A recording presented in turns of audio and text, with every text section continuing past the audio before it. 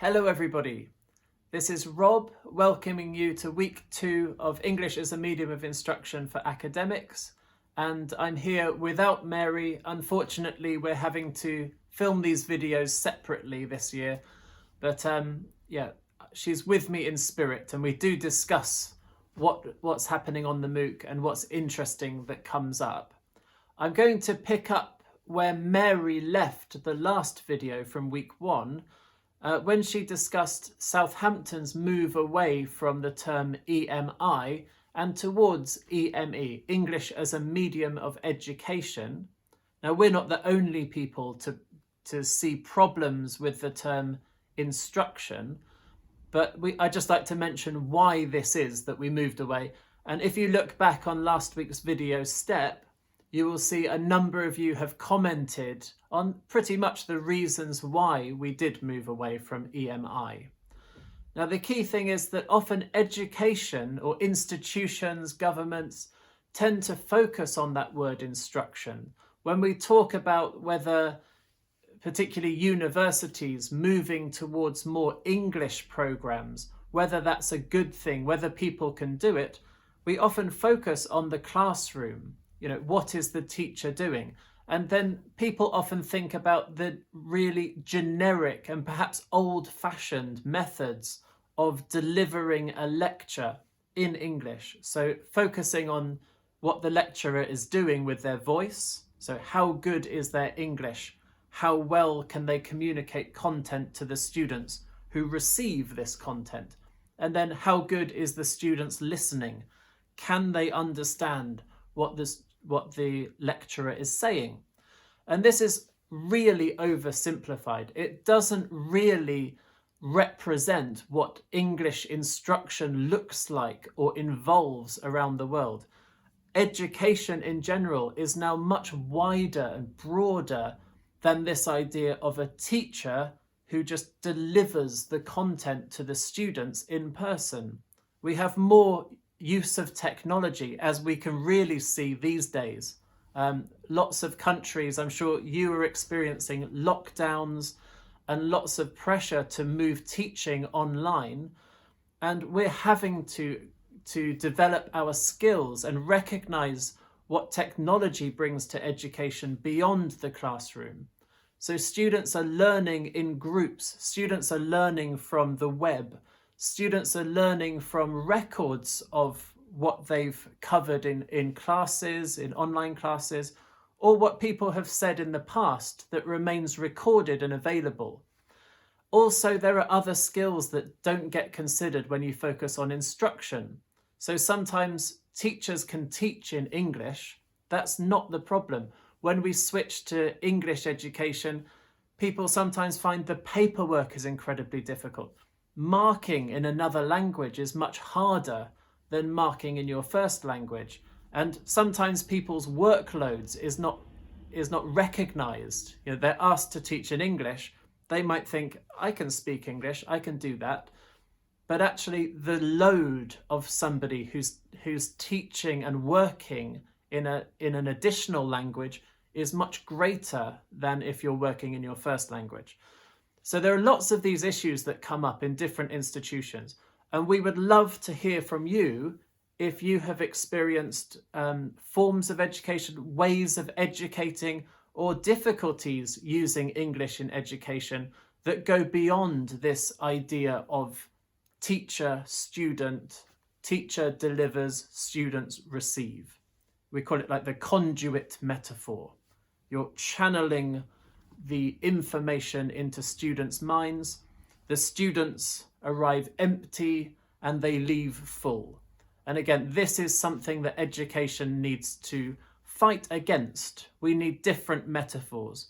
We need different ideas. And we have to recognize that international education, and all education really, involves this negotiation of knowledge, integration of knowledge. Students arrive already knowing things, and they have to integrate new knowledge with what they know already.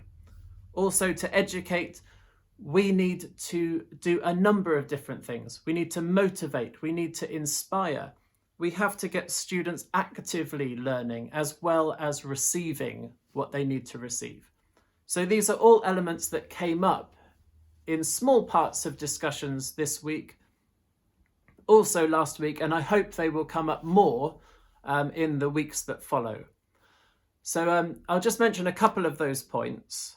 Along the theme of going beyond the teacher, I just wanted to mention the responses to some of the steps this week. For example, the example lecture. So we asked you to present an example of somebody teaching or lecturing through English, which you thought could be used as a positive example of delivering through English. And that's an example of the complexity of education. Some of you focused on the structure and how they presented the structure.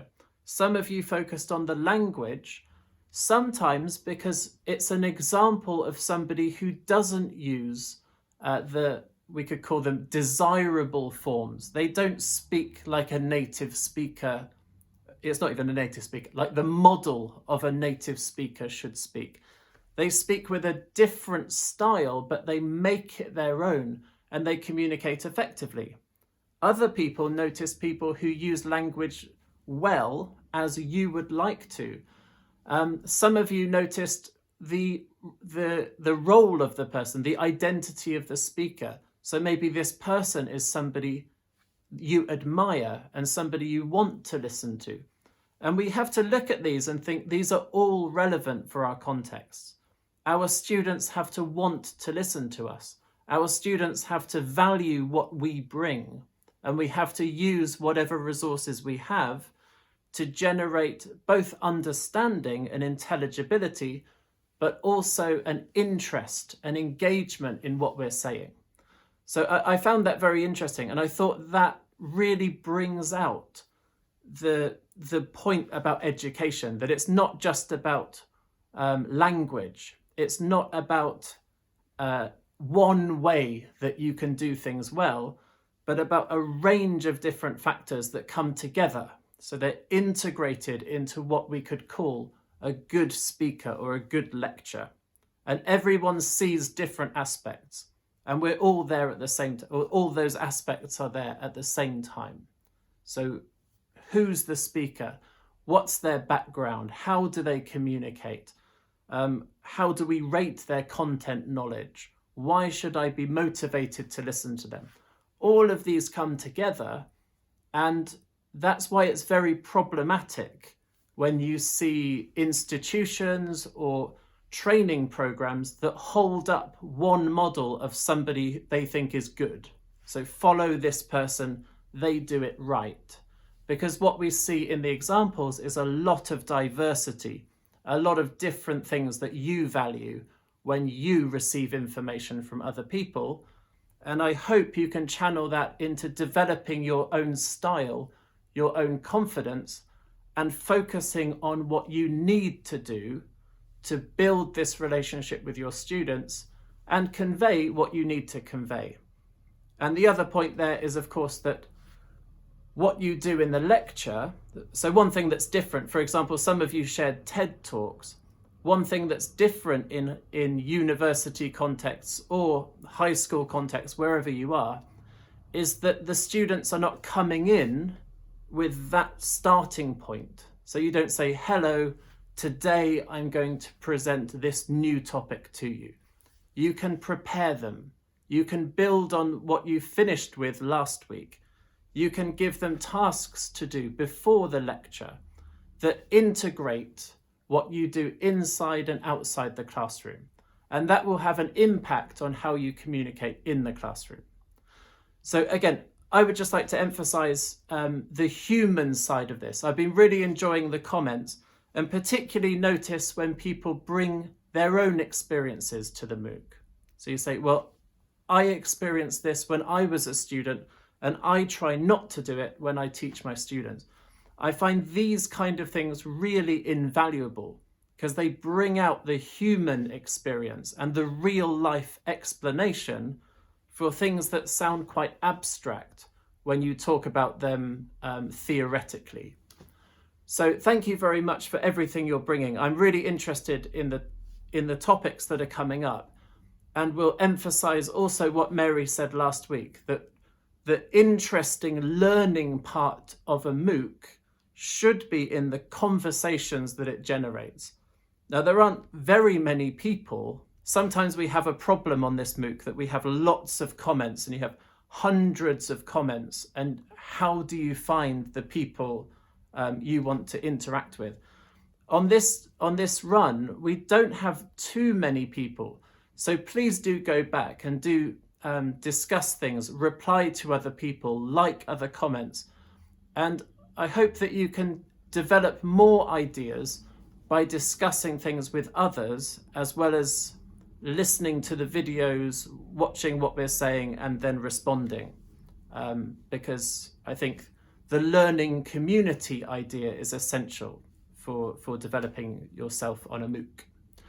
So thank you very much for that. One final thing I'll mention briefly is ranas research. So as Mary said, we're really happy that people want to conduct research both on EMI and on how kind of community knowledge and sharing internationally can work in an online environment like this. And Rana is looking to research this area. So please look back to step 1.1, where you can find information about Rana's study, and do help her if you can. And also it should be informative for you to meet other people and have these extended conversations with them around English medium education, your experiences and the key issues that relate to the field. So we'd be delighted if you could get involved with that. And yes, I'd just like to thank you for your participation, and I look forward to seeing you in weeks 2 and 3. I realise it's very difficult you're probably working a lot online and then learning online on Future Learn as well. But we really appreciate the effort that lots of you are putting in. Lots of great comments on there, and thank you very much for those. And I look forward to seeing more of them. So thank you very much, and I'll see you in week 3 and week 4.